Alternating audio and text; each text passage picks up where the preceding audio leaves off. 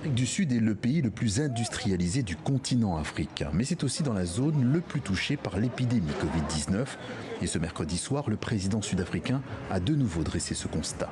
La semaine dernière, le nombre de nouveaux cas de Covid-19 dans la province du Cap-Oriental a été 50% supérieur à celui de la semaine précédente. Cela est préoccupant. Préoccupant car sur tout le pays, concrètement, c'est 735 906 nouveaux cas confirmés, avec précisément un bond de 145% de ces nouveaux cas sur les 2 dernières semaines. Et le bilan le plus lourd du continent en termes de morts, plus de 20 000.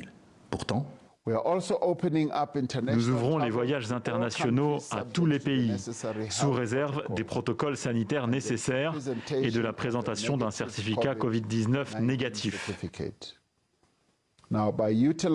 Désormais, en utilisant des tests rapides et un contrôle strict, nous entendons limiter la propagation de l'infection par l'importation.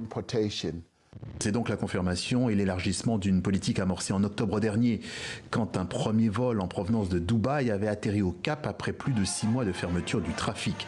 Car ici, l'urgence sanitaire est clairement rattrapée par l'urgence économique. L'austérité est en ligne de mire et le gouvernement a déjà prévenu.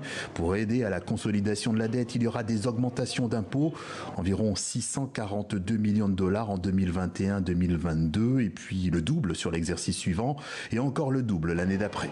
Le pari de la réouverture du secteur aérien est donc de relancer tout le business, de platine, de charbon, du tourisme notamment, le tout afin de renouer au plus vite avec les résultats prospères comme ceux de l'an dernier, quand l'exportation garantissait près de 30% du PIB du pays.